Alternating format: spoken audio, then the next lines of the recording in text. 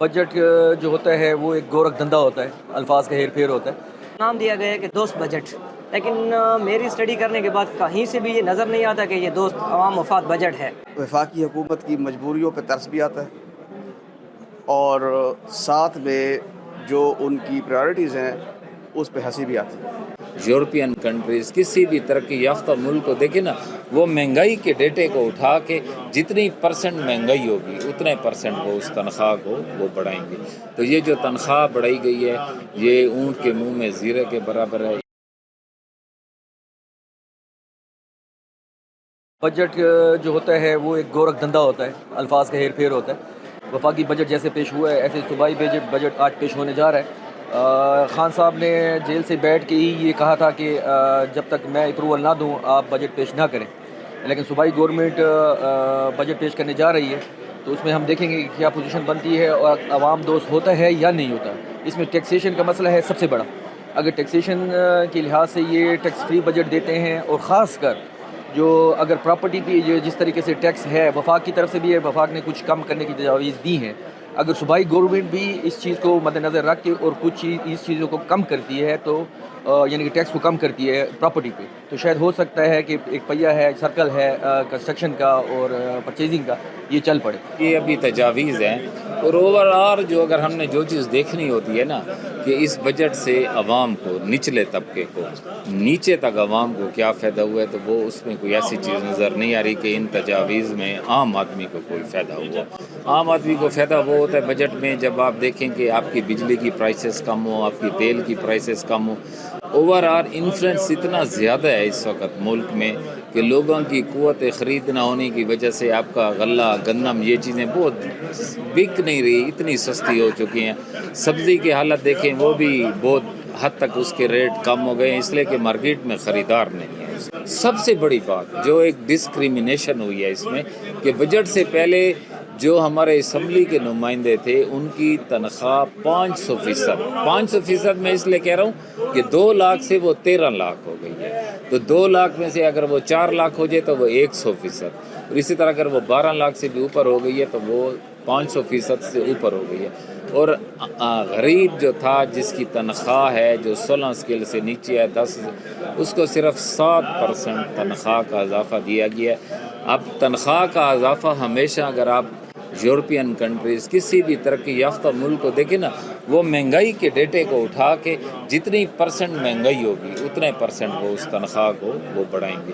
تو یہ جو تنخواہ بڑھائی گئی ہے یہ اونٹ کے منہ میں زیرے کے برابر ہے۔ اس سے جو گورنمنٹ ملازم ہیں وہ پریشان بھی ہیں، تنگ بھی ہیں، اور حکومت نے وہ جو اپنے اس کی فائدہ دینے کی نہ گورنمنٹ ملازمین کو دی ہے اور نہ عوام کو بجلی، گیس، پیٹرول سستا کر کے۔ فی الحال تو ہمیں یہ کلیریفائی نہیں کر رہے کہ صورتحال کیا ہے۔ اب اگر ہم یہ کہیں کہ یہ عوام دوست ہے اور بعد میں بجٹ میں بہت ساری چینجز آ جائیں، کیونکہ یہ موڈیفیکیشنز تو کر رہے ہیں، انہوں نے صرف اپنے آپ کو ریلیف دینا ہے، اپنی جو وزراء ہے، جو ان کے ٹیکنوکریٹس ہیں، بیوروکریٹس ہیں، انہی کو ریلیف مل رہا ہے۔ عوام کو کبھی بھی ریلیف نہیں ملا بجٹ، اور نہ کبھی یہ دیں گے۔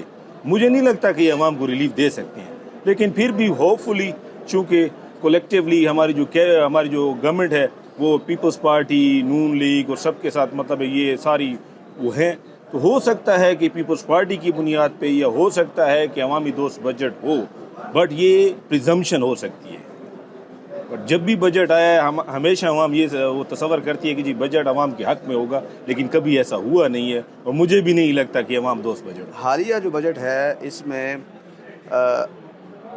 وفاقی حکومت کی مجبوریوں پہ ترس بھی آتا ہے اور ساتھ میں جو ان کی پرائورٹیز ہیں اس پہ ہنسی بھی آتی ہے۔ سب سے پہلے اگر آپ بات کریں کہ اس وقت جس بحران کا ہمیں سامنا ہے وہ توانائی کا بحران ہے، اس میں انہوں نے مضحکہ خیز حد تک کچھ اقدامات کیے ہیں، جیسے کہ انہوں نے سولر سسٹم جو ہے اس پہ ٹیکس کی بات کی، جو کہ ابھی سن رہے ہیں کہ اس کو دوبارہ سے وڈرا کیا جا رہا ہے۔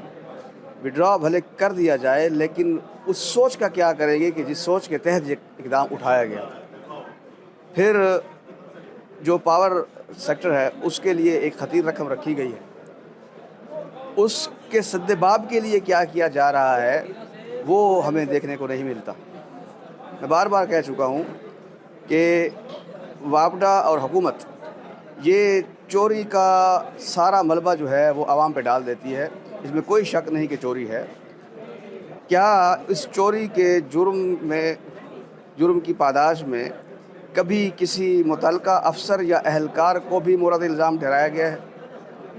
میں بار بار یہ سجیشن دیتا ہوں کہ جس علاقے میں چوری کا تناسب ہے اس تناسب کے لحاظ سے جو افسران ہیں ان پہ بھی ویسے ہی جرمانے عائد کیے جائیں جیسے کہ کسی بجلی کے میٹر پہ یا اس کے بل میں لگائے جاتے ہیں.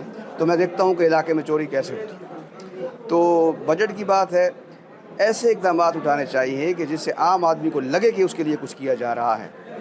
ہمیں سرکاری ملازمین کی تنخواہوں میں اضافے کی خوشخبریاں تو سنائی جاتی ہیں اور اس پہ بالیں بھی بجائی جاتی ہیں, لیکن یہ نہیں دیکھا جاتا کہ اسی بجٹ میں کس چیز پہ کتنا ٹیکس لاگو ہوا ہے اور وہ کس طرح دوبارہ سے اس سرکاری ملازم کی جیب سے نکالا جائے گا. تو کچھ نہیں کہا جا سکتا کہ یہ جو منصوبہ ساز ہوتے ہیں ان کے ذہن میں اپنی لگژری لائف ہوتی ہے یا عوام کو جو روزانہ کی بنیاد پہ افریط ملتے ہیں ٹیکس کی صورت میں, مہنگائی کی صورت میں, ظلم کی صورت میں, اس کے بارے میں ان کی منصوبہ بندی کیا ہوتی ہے. پراپرٹی کی خریداری کے اوپر جو ٹیکسز میں 1.5% کی کمی کی ہے وہ وہاں سے اٹھا کے جو انہوں نے فروخت کنندہ ہے اس کے اوپر وہ بڑھا دیا ہے. وہ جو 1.5% یہاں سے کم کیا ہے وہ جو بندہ فروخت کرے گا 236 کی مد میں وہ وہاں پہ بڑھا کے 4.5 کر دیا گیا ہے. اسی طرح سیلری سلیب میں اگر انہوں نے کچھ نہ کچھ ایڈجسٹمنٹ کیا تو وہ بزنس میں انہوں نے وہاں سے ایڈجسٹ کر دیا ہے. اسی طرح دیکھیں آج کل بجٹ آنے کے بعد جو زیادہ پیک پہ جو چیزیں چل رہی ہیں ان میں سیر فہرست ہے سولر کے اوپر جو انہوں نے 18% سیلز ٹیکس لگایا ہے. یہ بالکل زیادتی ہے, عوام کے ساتھ بہت بڑی زیادتی ہے. یہ بجٹ پیش تو کیا گیا ہے اور اس کو نام دیا گیا ہے کہ دوست بجٹ, لیکن میری اسٹڈی کرنے کے بعد کہیں سے بھی یہ نظر نہیں آتا کہ یہ دوست عوام مفاد بجٹ ہے.